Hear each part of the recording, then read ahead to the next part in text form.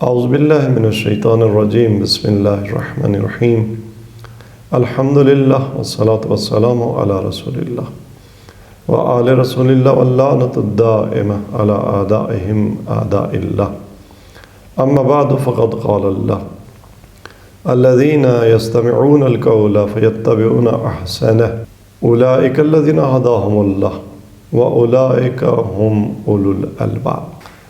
ناظرین، میں نے آپ کے سامنے سورہ مبارکہ الزمر کی آیت نمبر 18 کی تلاوت کی ہے، جس کا معنی یہ ہوتا ہے کہ وہ لوگ جو غور سے بات سنتے ہیں اور پھر اس کے بہتر کی پیروی کرتے ہیں، یہی وہ لوگ ہیں کہ جنہیں اللہ تبارک تعالیٰ نے ہدایت دی ہے، اور یہی عقل مند ہے۔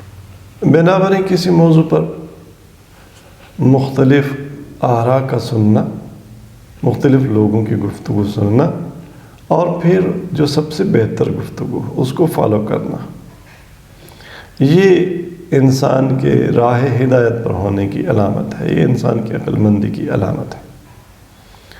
آج ہم جس عصر میں زندگی بسر کر رہے ہیں، اس میں پہلے سے بہت زیادہ یہ امکان فراہم ہو گیا ہے کہ ایک انسان کسی بھی ٹاپک پر مختلف صاحبان علم کی گفتگو سنے اور پھر اس گفتگو میں جو اسے سب سے بہتر لگے اسے فالو کرے۔ تو یہ ہدایت پانے اور ہدایت پر رہنے کا ایک بہترین وسیلہ ہے۔ ویسے بھی علم کی نیچر میں یہی ہے کہ علم کا زر جب تک بحث و مباحث کی بھٹی میں پگھالا نہ جائے، اس کے کھوٹ کو اس کے کھرے سے جدا نہ کیا جائے، علم پیش رفت نہیں کرتا، علم آگے نہیں بڑھتا۔ جتنے علوم ہیں ان کی پیش رفت کا راز یہی ہے کہ اہل علم نے اپنی دریافتوں کو ایک دوسرے کے ساتھ شیئر کیا اور ایک دوسرے کی دریافتوں کو نقد و تنقید کی ترازو پہ تولا، صحیح کو سقیم سے جدا کیا اور صحیح کی پیروی کی، تو علم کا کارواں آگے بڑھا۔ تمام علوم میں ایسا ہی ہے، اور چاہے علم فلسفے کا ہو یا علم کلام کا ہو، علم فقہ کا ہو یا علم اصول فقہ کا ہو، علم تفسیر کا ہو یا علم حدیث کا ہو، اس میں پیش رفت ایسے ہی آتی ہے۔ ڈیبیٹ کے نتیجے میں افراد اور اقوام ترقی کرتے ہیں، لہذا صنف علماء اور دانشوروں کے درمیان اسلامی موضوعات پر اور عقلی اور فلسفی موضوعات پر گفتگو مثبت اور علمی فضا میں ہو اور گفتگو کے تقاضوں اور آداب کو ملحوظ خاطر رکھا جائے، تو یقیناً اس سے ان علوم میں بہتری آتی ہے، گہرائی آتی ہے، اور انسان بہتر سے بہتر راہ تک پہنچ سکتا ہے۔ دراصل آج ہم ایک ایسی شخصیت کے بعض نظریات کا ریویو کریں گے جو کسی تعارف کے محتاج نہیں ہے۔ وہ یہاں سوشل میڈیا پر اور مختلف علمی حلقوں میں ایک جانی پہچانی شخصیت ہے۔ میری مراد جناب ڈاکٹر احمد جاوید صاحب ہیں، جن سے میری پہلی ملاقات غالباً 2010-11 میں کراچی یونیورسٹی میں شیخ زید اسلامک سینٹر کے آڈیٹوریم ہال میں مرحوم ڈاکٹر شکیل اوج کے زمانے میں ہوئی۔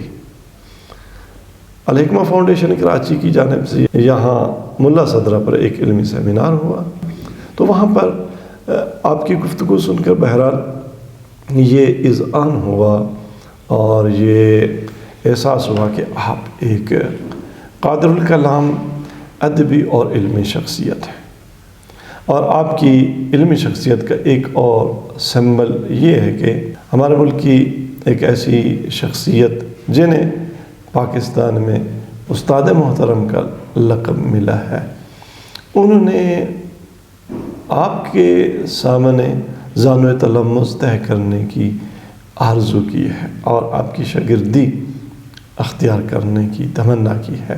انہوں نے آپ کو علامہ اقبال کی مثل و مانند قرار دیا ہے۔ بارہا دل میں یہ احساس ہوا ہے کہ کوئی وقت نکال کے ان کے دروس میں شرکت کیا کروں۔ حضرت علامہ احمد جاوید، جس معنی میں علامہ اقبال علامہ ہے۔ اس سے استاد محترم علامہ ڈاکٹر احمد جاوید کی شخصیت ہمارے سامنے آتی ہے کہ ایسی شخصیت جن کے محضر میں ایک استاد محترم بھی شاگرد بننے کو اور شاگردی اختیار کرنے کو پسند فرمائیں تو یقیناً وہ استاد محترم ہی ہوں گے۔ البتہ آج کا ہمارا ریویو ڈاکٹر احمد جاوید کی ان 3 ٹاکس کے بارے میں ہے جن میں سے ان کی پہلی گفتگو تقریباً 3 ماہ پہلے جامعۃ العروۃ الوثقیٰ میں ہوئی۔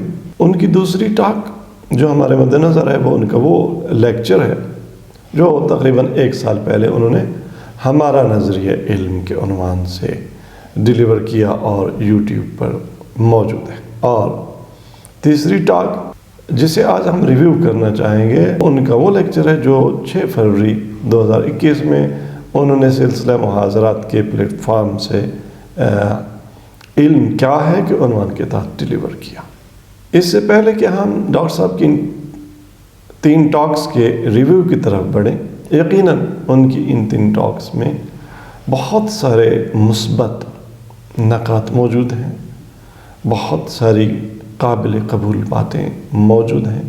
ہم ان کے کلام کے تمام محاسن کو قبول کرتے ہیں اور اس پر انہیں جزاکم اللہ کی دعا دیتے ہیں، اور جہاں ہماری نظر میں ان کے کلام میں کہیں کوئی قابل ملاحظہ نقطہ موجود ہے، قابل نقد بات موجود ہے، تو اس کی طرف ہم آج کے اسٹاک میں اشارہ کریں گے تاکہ جیسا کہ پہلے عرض کیا کہ بعض علمی فلسفی کلامی موضوعات وہ اس نقد و تنقید کے پروسیس سے گزر کر ذرا اور نکھر کر سامنے آ جائیں، اور پھر ظاہر ہے یہ معاملہ ناظرین پر ہے کہ انہیں جو بات زیادہ بہتر اور احسن لگے اسی کو فالو کریں۔ ہماری اس ٹاک کا ایک عمدہ موٹیو یہ ہے کہ ہم رد الحاد کے مشن میں ڈاکٹر صاحب کی اس مدد طلبی کا جواب دے سکیں اور ان کی معاونت کر سکیں جس کا انہوں نے تقاضا کیا ہے۔ میری دلی آرزو ہے کہ جن حضرات کو دین کا ذوق اور فہم دونوں میسر ہے تو وہ حضرات ہماری مدد کریں۔ ہم سمجھتے ہیں کہ کچھ نہ کچھ اللہ تبارک تعالیٰ نے ہمیں اپنے دین کا فہم بھی عطا کیا ہے، کچھ ذوق بھی عطا کیا ہے، اور ظاہر ہے ہمارے اساتید نے بھی اپنی در افشانی کے ذریعے ہمارے ظرف فکر و خیال کو پر کیا ہے، تو ہم کچھ نہ کچھ اس حوالے سے ڈاکٹر صاحب کی معاونت کر سکتے ہیں۔ لہٰذا ہماری اس ٹاک کا ایک موٹیو یہ ہے کہ جو درد ڈاکٹر احمد جاوید نے ان ٹاکس میں بیان کیا ہے اور جس کو وہ لے کر یہ گفتگو کر رہے ہیں، اور در حقیقت جو پھیلتا ہوا الحاد ہے اس کو روکنا چاہتے ہیں، ہم اس کار خیر میں ان کی معاونت کریں، وہ بھی بالخصوص جب کہ انہیں ہماری صنف سے، ہمارے مکتب و مسلک سے ایک خاص توقع بھی ہے، وہ ہمارے اندر ایک پوٹینشیل بھی دیکھتے ہیں، تو ایسے میں ان کے ساتھ رد الحاد کے مشن میں ہم گام ہونا میرے خیال میں ہمارا فریضہ ہے۔ ہمارے یوٹیوب چینل پر ہماری 5 وہ ٹاکس جو معرفت شناسی کے عنوان سے اس سے پہلے پبلش ہو چکی ہیں، اور اسی طرح سے ہمارے مجلہ نور معرفت میں معرفت شناسی کے موضوع پر ہمارے چند سلسلہ وار مقالات چھپ چکے ہیں، وہ بھی ہم سمجھتے ہیں کہ در حقیقت اسی رد الحاد کی راہ میں ایک کاوش ہے۔ اس کے ساتھ ساتھ ہمارا عقیدہ یہ ہے کہ ڈاکٹر احمد جاوید صاحب نے اپنی جن 3 ٹاکس کا ہم نے حوالہ دیا ان میں بعض ایسے نکات اٹھائے ہیں جن کا اٹھانا تو بجا تھا، لیکن ہمارے خیال میں ان پہ سیر حاصل گفتگو نہیں ہوئی۔ در حقیقت ان کی ان ٹاکس کی وجہ سے بعض اہل علم اور بعض اہل ایمان کے اندر ایک اضطراب سا ایجاد ہوا، اور انہوں نے یہ تقاضا کیا کہ جو تشنہ تکمیل آباس ہیں ان کو کمپلیٹ کیا جائے، ان پہ بحث کی جائے، ان پہ بات کی جائے۔ ویسے بھی جو ہمیں محسوس ہوا، اور جیسا کہ اپنی بعض ٹاکس میں ڈاکٹر صاحب نے اظہار بھی فرمایا، شاید ان کی لاجک وہی ہے جو ایک فارسی گو شاعر نے کہا ہے کہ آپ کم جو تشنگی آور بدست۔ شاید ان کی روش یہی ہے کہ لوگوں کو پانی کم دیا جائے، پیاسا زیادہ کیا جائے۔ تو انہوں نے تشنگی کا سامان اپنی ان ٹاکس میں فراہم کیا ہے، لیکن بے قدر کافی سیرابی کا اہتمام نہیں کیا گیا۔ بنابراً ہم نے ضروری سمجھا کہ ہم بعض اہم مسائل جو ڈاکٹر صاحب کی گفتگو میں زیر بحث آئے ہیں، لیکن ان کے جوانب تشنہ بحث رہ گئے، تشنہ تکمیل رہ گئے، تو ان پر ہم اپنا ریویو پیش کریں، اور اگر ہم کہیں بات کو سمجھ نہیں پائے تو پھر یہ فرصت سب کے لیے موجود ہے کہ وہ بھی اپنا اس بحث میں انپٹ دیں۔ کہ رد الہات کے حوالے سے ہمیں ڈاکٹر صاحب بہت پریشان اور ایک لحاظ سے پیسمسٹ نظر آتے ہیں۔ آپ کے بقول یہ بات پریشان کن ہے کہ کازیشن رد ہو چکی ہے، اور اہل ایمان خدا کے وجود پر، خدا کے اس بات پر، ایمان پر جو دلائل قائم کرتے تھے، وہ تمام دلائل اجنبی بنا دیے گئے ہیں۔ یقیناً الہات کا پھیلاؤ پریشان کن ہے ایک مسلمان کے لیے، اور ہمارے لیے بھی پریشان کن ہے، اور ہم ڈاکٹر صاحب کے ساتھ اس پریشانی میں شریک اور شامل بھی ہیں۔ البتہ ہماری پریشانی قدرے بڑھ بھی جاتی ہے اس امر پر کہ جن لوگوں سے ڈاکٹر صاحب کو یہ توقع ہے کہ وہ ان کی پریشانی کو دور کرنے کی کوئی چارہ جوئی کر سکتے ہیں، تو وہاں سے بھی کوئی قابل ذکر اقدام ہوتا نظر نہیں آیا، بجائے اس کے کہ اس کلامی اور فلسفی بحث میں ڈاکٹر صاحب کے ساتھ ہم قدم ہوا جاتا، ان کی مدد کی جاتی۔ وہ لوگ جو ملا صدرہ جیسے عظیم فلسفی کی میراث سے آشنا ہیں، جو ابن سینا کی میراث سے آشنا ہیں، جو علامہ طباطبائی، جو شہید مطہری، جو استاد مصباح رضوان اللہ تعالی علیہ، اور آیت اللہ استاد جوادی آملی جیسی شخصیت کی میراث پر بیٹھے ہیں، وہ آپ کی بہترین امداد کر سکتے تھے، لیکن وہاں بھی اس مکتب کے علماء اور دانشوروں کی طرف سے حصہ نہیں ڈالا گیا۔ تو میں سمجھتا ہوں کہ ہمارا ان 3 ٹاکس کا ریویو رد الہات میں ڈاکٹر صاحب کے مشن میں ان کی مدد اور معاونت ثابت ہوگا۔ البتہ جہاں تک استاد محترم کی الہات کے شیوع کے حوالے سے پریشانی کا تعلق ہے، اور جیسا کہ ان کی گفتگو سے ظاہر ہوتا ہے کہ انہوں نے الہات کے پھیلاؤ کی تنہا کاز اور سنگل کاز وہ ہماری روایت میں جو کلامی اور فلسفی دلائل تھے، ان تمام دلائل کا اجنبی ہو جانا قرار دیا ہے۔ ہم سمجھتے ہیں ایسا نہیں ہے۔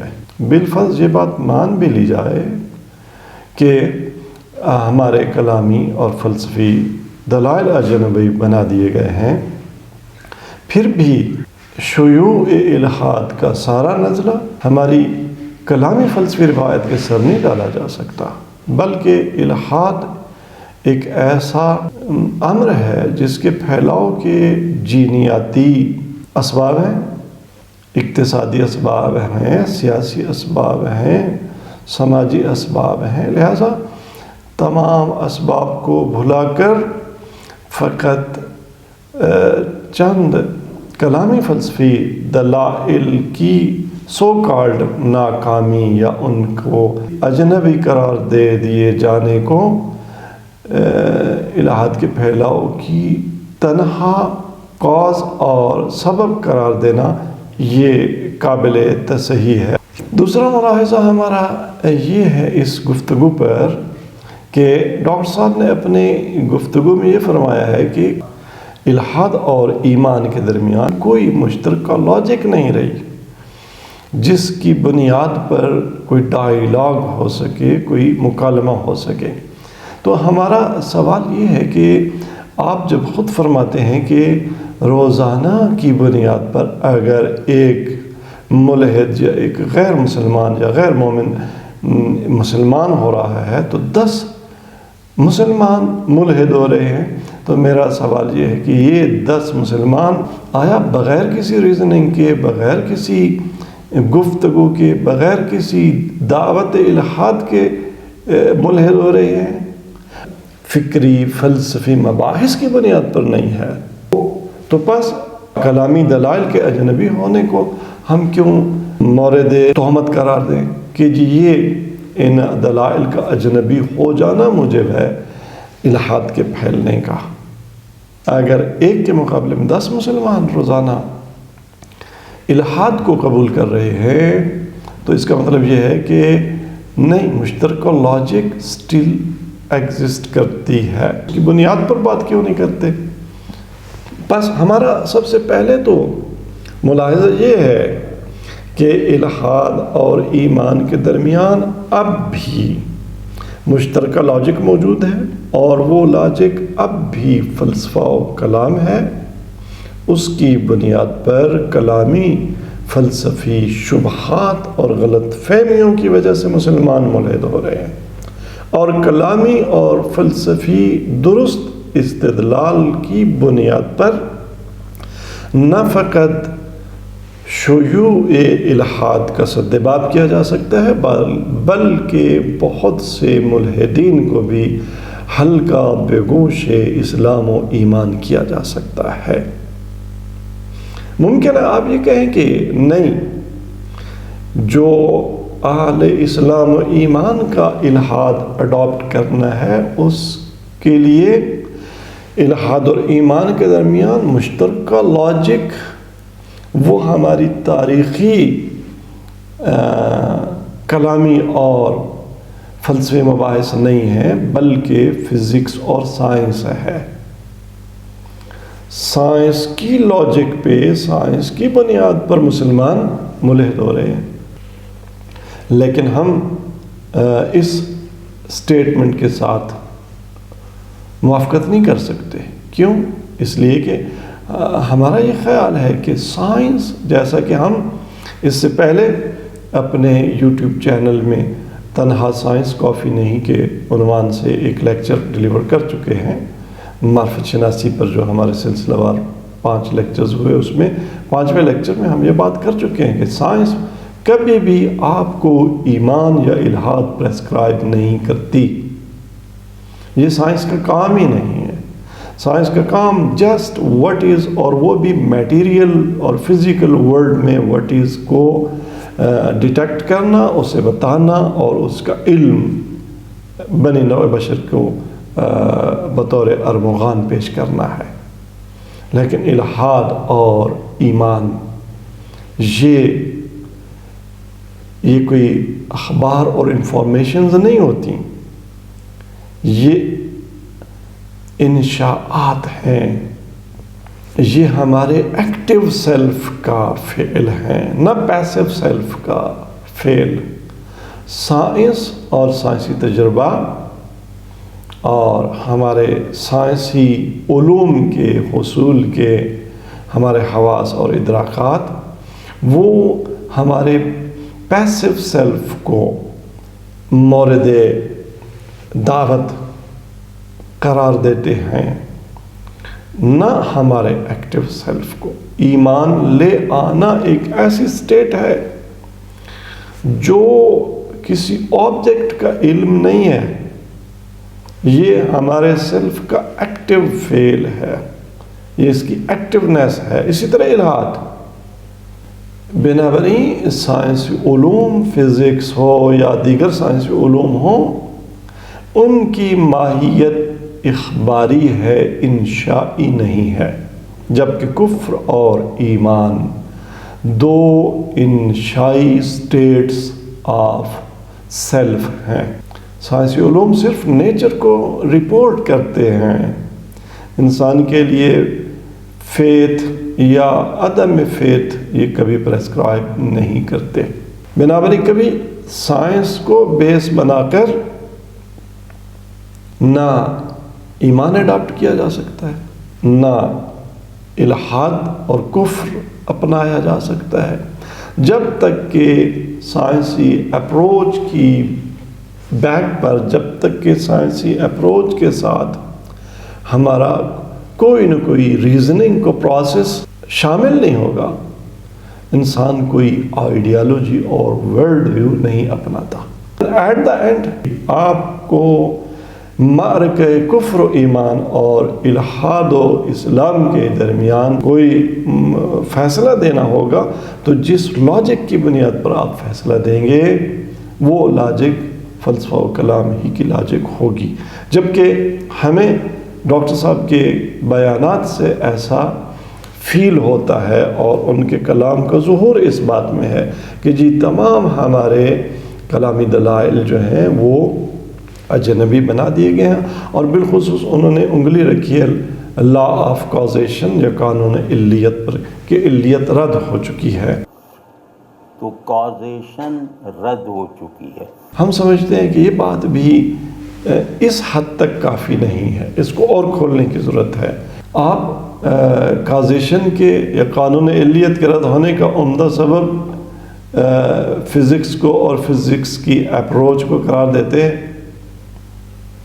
آپ کے مطابق فزکس نے فلسفے کو مات دے دی ہے اور فلسفہ فزکس کے سامنے صفر انداز ہو گیا ہے۔ فزکس نے کائنات کی، اسی مادی کائنات کی انفینٹی اور لامتناہیت چونکہ دکھا دی ہے، ثابت کر دی ہے، تو گویا فزکس نے فلسفے کے تسلسل کے محال کو باطل کر دیا ہے۔ اب تسلسل محال نہیں رہا، اور جب تسلسل محال نہیں رہا تو وہ تسلسل جس کی بنیاد پر آپ قانون علیت ثابت کرتے تھے اور ایٹ دا اینڈ آپ واجب الوجود ذات کو اور خدا کو ثابت کرتے تھے، وہ ثابت نہیں کیا جا سکتا۔ گویا الحاد کا بیانیہ یہ ہے کہ آپ جس لامتناہی ذات کی میٹا فزیکل ذات کی، ایک ماوراء مادہ ذات کی بات کرتے ہیں، اس کی ضرورت نہیں ہے۔ گویا فلسفے کی جگہ فزکس نے لے لی ہے، اور لامتناہی ایک لامکان و لازمہ خدا کی جگہ اس لامتناہی اور انفینٹ مادے نے لے لی ہے۔ ہم ڈاکٹر صاحب کی گفتگو کے اس حصے سے بھی اختلاف کریں گے۔ ہمارا پہلا ملاحظہ اور آبزرویشن اور ریویو اس ٹاک پر یہ ہے کہ جیسا کہ ہم نے اپنے معرفت شناسی کے 5ویں لیکچر میں بیان کیا ہے، ایسا نہیں ہے کہ فلسفہ فزکس کے سامنے صفر انداز ہو گیا ہے اور فزکس نے فلسفے کو مات دے دی ہے، اور گویا آگسٹ کومٹ نے جو ہے وہ ملا صدرہ کو اور ابن سینا کو جو ہے پچھاڑ دیا ہے۔ ایسا نہیں ہے، بلکہ آپ کو یہ سن کر خوشی بھی ہوگی اور ممکن ہے آپ کی معلومات میں یہ بات نہ ہو کہ اب آگسٹ کومٹ جو ہے وہ علامہ طباطبائی علیہ رحمہ اور استاد مرتضیٰ مطہری علیہ رحمہ کے سامنے سے پر انداز ہو گئے ہیں۔ علامہ طباطبائی اور شہید مطہری نے کومٹ کو اور اصالت تجربے کے مکتب کو، الحادی مکتب کو مات کر دیا ہے۔ اس کے لیے کافی ہے کہ آپ تفسیر المیزان میں اور اصول فلسفہ اور روش ریالزم میں علامہ طباطبائی اور شہید مطہری کے بیانات کا مطالعہ فرمائیں، کہ جن کو ہم اپنے معرفت شناسی پر سلسلہ وار مقالات میں اپنے مجلہ نور معرفت میں شائع کر چکے ہیں، اور امید ہے کہ یہ مباحث ہمارے ناظرین کے لیے معلومات افزا ہوں گی، اور وہ ضرور ان آرٹیکلز کا، ان مقالات کا مطالعہ کریں گے۔ یہاں ہم لا آف کازیشن پر تھوڑا سا ان ڈیٹیل گفتگو کرنا چاہیں گے۔ دیکھیں، لا آف کازیشن یا قانون علیت کے تحت واجب الوجود کا اثبات وہ اس بات پر موقوف نہیں ہے کہ نیچر یا عالم طبیعت یا عالم مادہ وہ متناہی ہو. لہٰذا یہ نہ کہا جائے کہ فزکس نے اس فینیٹی کو انفینیٹی میں تبدیل کر دیا ہے اور اب جو ہے نا بگ ڈیٹا آ گیا اور اس کو مینیج انسانی ذہن نہیں کر سکتا. ملا قرآن کریم نہیں فرماتا وما اوتیتم من العلم الا قلیلا. علم اتنا وسیع ہے کہ اس کا ابھی بھی انسان کو عشیر بھی عطا نہیں کیا گیا. لہٰذا یہ نہ کہا جائے کہ فزکس نے اب متناہی کو لا متناہی ثابت کر دیا ہے، اب تسلسل محال نہیں رہا. تو لا آف کازیشن جس کی بنیاد پر خداوند تبارک تعالیٰ کا وجود ثابت کیا جاتا تھا وہ رد ہو چکی.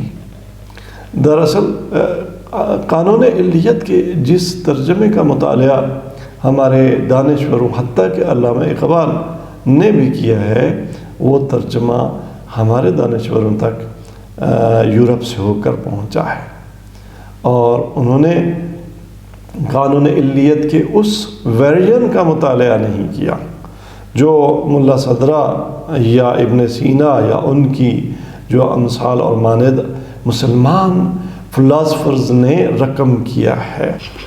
دراصل اسلامی فلسفے میں قانون علیت بذات خود اس بات الہ میں اور ایمانیات میں وہ موضوعیت نہیں رکھتا، محور وہ نہیں ہے، بلکہ خود اس قانون کی جڑیں بھی مواد ثلاث کی بحث میں پوشیدہ اور نہفتہ ہیں. یعنی وجوب عقلی، امتناع عقلی اور امکان عقلی. علیت کا قانون صرف امکانی ماہیات میں چلتا ہے. ایک امکانی ماہیت جب تک سرحد وجوب تک نہ پہنچے وجود نہیں پا سکتی. جو پاسیبل ہے، possible being in it self essential being نہیں ہو سکتا اور ایون ایگزسٹ نہیں کر سکتا جب تک کہ وہ سرحد وجوب تک نہ پہنچ جائے. اگر خود سے سرحد وجوب تک پہنچے تو پھر تو پاسیبل بینگ نہ ہوا، اور اگر خود پاسیبل بینگ ہے تو اس کو حتماً ایک ایسنشیل بینگ چاہیے جس نے اسے اس پاسیبلٹی سے جو عدم اور وجود کے درمیان ہے، حد استواء پر ہے، وہاں سے نکالے اور وجود کا لباس عطا کرے. بقول علامہ طباطبائی علیہ الرحمہ ان حقیقت الوجود اما واجبۃ و اما تستلزمها. اصل بات یہ ہے کہ حقیقت ہستی یا تو آپ کہیں کہ ایسنشیل ہے، یا یہ تب تک تحقق نہیں پا سکتی جب کہ اس کی بیک پر اسے کریٹ کرنے والی، اسے وجود میں لانے والی ایک ایسنشیل بینگ اور ہستی موجود نہ ہو.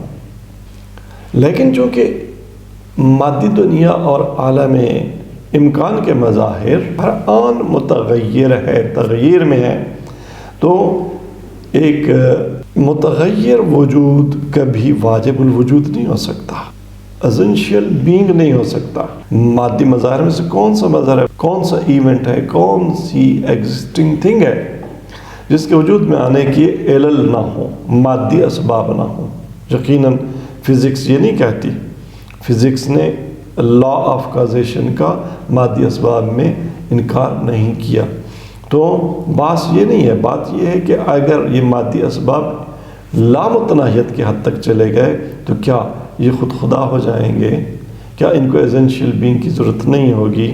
تو انہوں نے یہ ثابت کر دکھایا کہ لامتناہیت فی الخارج ہے، اور اس کو وہ کہہ رہے ہیں کہ یہ خدا کے نہ ہونے پر سب سے بڑی شہادت ہے. نہیں، ان مادی اسباب اور مسببات کی جو حقیقت ہے، جو پاسبلٹی ہے ان کی، یہ ایسنشیلٹی میں چینج اور تبدیل اور کنورٹ نہیں ہو سکتی، چاہے جتنا بھی یہ دنیا پھیل جائے اور جتنی بھی اس میں وسعت آتی جائے اور افلاک بڑھتے جائیں، آفاق بڑھتے جائیں، یہ کائنات ایسنشیل بینگ نہیں ہو سکتی.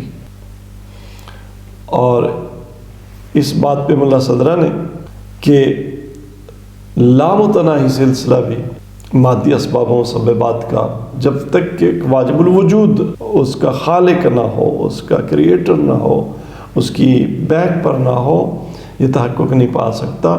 10 برہان اسفار میں ملا صدرہ علیہ الرحمہ نے بیان کیے ہیں، جن میں جو مختصر ترین اور محکم ترین برہان ہے وہ وہی فارابی کا برہان ہے۔ ملا صدرہ کی عین عبارت میں کوٹ کرنا چاہوں گا۔ آپ فرماتے ہیں کہ وَهُوَ أَنَّهُ إِذَا كَانَ مَا مِن وَاحِدٍ مِّنْ أَحَادِ السِّلْسِلَةِ الذَّاهِبَةِ بِالتَّرْتِيبِ بِالْفِعْلِ لَا إِلَى نِهَايَةٍ إِلَّا وَهُوَ كَالْوَاحِدِ، بے شک لامتناہی سلسلہ ایونٹس اور اشیاء کا وجود رکھتا ہو لیکن گویا ایک ہی کڑی کے حکم میں ہے۔ کیسے؟ فی انہ لیس یوجد الا ویوجد آخر وراء، کہ یہ تب تک تحقق نہیں پا سکتا جب تک اس کے ماوراء ایک اور ہستی ایگزسٹ نہ کرتی ہو۔ تو جب ایسا ہے تو کانت الاحاد اللامتناہیۃ باسرہا، بے شک لامتناہی مظاہر ہوں، ایونٹس ہوں، اشیاء ہوں، یہ سب کے سب یصدق علیہا انہا لا تدخل فی الوجود ما لم یکن شیء من ورائہا موجودا من قبل۔ یہ صادقت ہے کہ جب تک ان کے ماورا، ان سے پہلے ایک ہستی نہ ہو، ایک وجود نہ ایگزسٹ کرتا ہو تو یہ تحقق نہیں پا سکتے، اور اس وجود کو بھی ان جیسا نہیں ہونا چاہیے۔ ہم پریشان نہ ہوں کہ لا آف کازیشن رد ہو چکی۔ لا آف کازیشن اگر انفینٹی کی بنیاد پر رد ہو چکی ہے تو نہیں، فزکس کی انفینٹی لا آف کازیشن کو پھر بھی رد نہیں کرتی۔ اور بالفرض اگر مان بھی لیا جائے کہ فزکس کی سو کالڈ انفینٹی نے فلسفی کے لا آف کازیشن کو رد کر دیا ہے، تب بھی اس سے الحاد ثابت نہیں ہوتا، تب بھی اس سے خدا کی جگہ نیچر کو نہیں بٹھایا جا سکتا۔ پھر بھی خدا باقی ہے، خدا زندہ ہے، خدا حی ہے، خدا قیوم ہے۔ کیسے؟ اس کا بیان یہ ہے کہ اگر یہ کائنات، اس کی لامتناہیت ثابت بھی ہو جائے اور اس کی انفینٹی ثابت بھی ہو جائے تو بھلا کائنات کی انفینٹی کیا ہے؟ بذات خود کائنات کی انفینٹی خدا کی تجلی ہے۔ اس سے آسمانی ادیان کو، توحیدی ادیان کو، اور اس سے خدا کے وجود اور اثبات کو اور ایمان کو کوئی خطرہ لاحق نہیں ہے۔ آپ کا وحیانی متن قرآن کریم بھلا کیا ارشاد فرما رہا ہے؟ هو الاول والآخر والظاہر والباطن۔ ہاں، بس اس اور اس جیسی آیات کی تفسیر اگر ہم انجینئر محمد علی جیسے لوگوں سے نہ کروائیں تو پھر کوئی ایشو نہیں ہے، کیونکہ جب اہل منقول معقولات میں دخل در معقولات دینا شروع کر دیں تو پھر اس کے کوئی اچھے نتائج سامنے نہیں آتے۔ بھلا ہم کیوں خود کو نہیں بدلتے، قرآن کو بدل دیتے ہیں؟ اگر قرآن کریم کی اس آیت کو لے لیا جائے اور اس کے ظہور میں تصرف معنی تصرف نہ کیا جائے اور خود کو بدل دیا جائے، قرآن کو نہ بدلا جائے، تو هو الاول والآخر والظاہر والباطن یہ آپ کی اس انفینٹی کے ساتھ میچ کرتا ہے جس کی بنیاد پر آپ کہتے ہیں جی لا آف کازیشن رد ہو گئی۔ اور اسی طرح سے ہماری جو فلسفی روایت ہے اس کے خاتم اب تک اور اس کے امین ملا صدرہ علیہ الرحمہ کی فلسفی بھی تو یہی کہتی ہے۔ اسفار میں آپ کی ایک عبارت العالم هو بالنسبة إليه تعالى كالظل للشخص فهو ظل لله. یہ جو مادی کائنات اور مادی مظاہر اور اشیاء اور حوادث کا لامتناہی سلسلہ ہے، یہ اس کی حقیقت کیا ہے؟ یہ ظل اللہ ہے. فَإِنَّ الظِّلَالَ لَا يَكُونُ لَهَا عَيْنٌ مَا عَدَمِ النُّورِ اللہ نور السماوات والارض. یہ انفینٹی، یہ اس انفینٹی کی تجلی ہے، اس کا عکس ہے، اس کا ظہور ہے، اس کے ساتھ کنٹراڈکشن میں نہیں ہے کہ یہ انفینٹی خدا بزرگ برتر کی انفینٹی کی جگہ لے رہی ہو. نہیں، یہ جگہ لے نہیں سکتی کیونکہ ایسنشیل بینگ نہیں ہے. آپ کسی بھی فزکس ہو، سائنس ہو، سائنسی علوم کی روح سے اس لامتناہی جو سلسلہ حوادث و اشیاء ہے، اس کی ایسنشیلٹی کو نہیں ثابت کر سکتے. نہ اس کا کوئی ایک پارٹ، نہ ایز اے ہول. یہ پوری انفینٹی پاسبل بینگ ہے. جب پاسبل بینگ ہے تو یہ ایگزسٹ نہیں کر سکتی جب تک کہ اس کے ماورا ایک ایسنشیل بینگ نہ ہو جس کا یہ پرتو ہے، جس کی یہ تجلی ہے.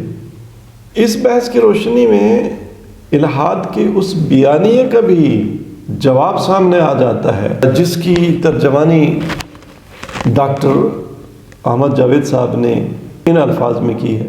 تو آپ وجود کیا ہے کے سوال کو بھی دو لخت کر کے اس کا ایک عجیب بے سروپا جواب دیتے ہیں. ہمارا سوال یہ ہے کہ بھائی یہ کس نے دو لخت کیا ہے وجود کو؟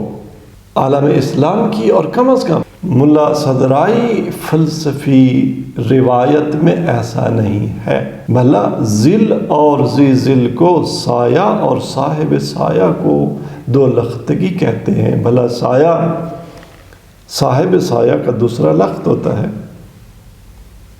نہیں، سایہ کی تو کوئی حقیقت ہی نہیں کہ دوسرا لخت بن سکے صاحب سایہ کا.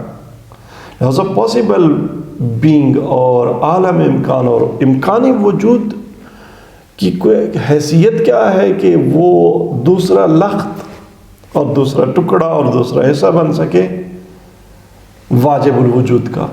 نہیں. هو الاول والآخر والظاہر والباطن. ہوا کے علاوہ کوئی اور لخت بچتا ہی نہیں ہے. العالم هو بالنسبة إليه تعالى كالظل للشخص فهو ظل لله. اللہ کے ساتھ ہے کیا؟ اور ہمارا اصرار ہے کہ ہم نے کثرت الوجود اس قیمت پر بھی ثابت کرنی ہے کہ ہم کائنات کے مظاہر کو، اپنے آپ کو، کائنات کی اشیاء کو استقلالی وجود ہر صورت بخشیں. انہیں جب تک ہم خدا کے مد مقابل لا کھڑا نہ کریں ہماری دینداری پوری نہیں ہوتی. ہماری پرابلم یہ ہے، ہم اشیاء عالم کو انتم الفقراء الی اللہ واللہ هو الغنی الحمید، ہم غنی الحمید، هو الغنی الحمید، تنہا غنی کی بارگاہ میں فقر اختیار کرنے کو اور اپنے فقر کا حتی ادراک حاصل کرنے کو تیار نہیں ہے. جب ظاہر ہے ہماری اپروچ یہ ہوگی اور ہم خود کو نہیں بدلیں گے، قرآن کی آیتوں کو بدلیں گے، تو اس روایت میں جس میں یہ رویہ اپنایا جائے گا، وہ اشکال جس کی طرف آپ نے اشارہ فرمایا، اور وجود کو جی آپ دو لخت کر کے پیش کرتے رہیں گے اور الہاد آپ پر یہ اشکال کرتا رہے گا. لیکن جب آپ ملا صدرائی روایت کے پیچھے چلیں گے اس سے بڑھ کر جب آپ قرآن کریم کی آیات کے ساتھ چلیں گے تو آپ پر کوئی یہ اشکال اور اعتراض نہیں اٹھا سکتا کہ جی آپ کیوں وجود کو دو لخت پہلے کر دیتے ہیں اور بعد میں ایک کو آپ محتاج بنا دیتے ہیں، ایک کو غنی بنا دیتے ہیں، اور اس کو کاز بنا دیتے ہیں، اس کاز کا ایفیکٹ بنا دیتے ہیں۔ بہرصورت ہم جو چیز بتانا چاہتے ہیں وہ یہ کہ نہ ڈاکٹر صاحب پریشان ہوں، نہ ڈاکٹر صاحب کی ٹاک سننے والے مومنین پریشان ہوں کہ جی ہمارے پاس رد الحاد کا کوئی نسخہ نہیں رہا اور تمام ہمارے جو فلسفی کلامی دلائل تھے وہ اجنبی بن کر رہ گئے اور الحاد چھا گیا اور الحاد پھیلتا جا رہا ہے۔ ہاں، الحاد پھیلتا جا رہا ہے، لیکن کس وجہ سے؟ اس لیے کہ وہ جو نسخہ ہمارے پاس ہے ہم وہ استعمال کرنے کو آمادہ ہی نہیں ہے۔ پریشانی کی بات یہ ہے کہ ہمارے اپنے پاس رد الحاد کا بہترین علاج موجود ہے، لیکن ہم اس طبیب کے دروازے پر آنے کو تیار ہی نہیں ہیں۔ ہاں، اس میٹیریل کو، اس فکری اور فلسفی اور کلامی مواد کو معاصر لسانیات اور زبان و بیان دینے کی البتہ ضرورت ہے، یقیناً ضرورت ہے۔ اس حوالے سے ہم آپ کے ساتھ ہیں، آپ قدم بڑھائیں، ہم آپ کا ساتھ دینے کو تیار ہیں۔ آپ مایوس نہ ہوں، آپ علمیات کے نظاموں کو اور ڈیفرنٹ ایپسٹمالوجیز کو ریزننگ کی بجائے سویلائزیشن پر استوار نہ کریں، اور یہ آپ کی ہماری نظر میں ایک بہت بڑی خطا ہے کہ آپ کے مطابق ہر سویلائزیشن اپنا ایک نظام علمیات اور ایپسٹمالوجی رکھتی ہے۔ آپ ایک سویلائزیشن کی پروردہ کو دوسری سویلائزیشن کے جو افکار ہیں، عقائد ہیں، بلیوز ہیں، ایمانیات ہیں، یہ ان کو نہ کنویس کر سکتے ہیں اور نہ ان سے یہ توقع کر سکتے ہیں کہ جو وہ اڈاپٹ کریں۔ علم یعنی شے کا حضور ذہنی، اپنی تاسیس یعنی بنیاد اور تکمیل ایک نظریہ علم کی بنیاد پر کرتا ہے۔ میں کسی یہ ماڈرن سویلائزیشن سے پیدا ہونے والے جو نہیں، اس طرف نہ جائیے، اور اس پہ ہم اگلے پروگرام میں مزید گفتگو کریں گے۔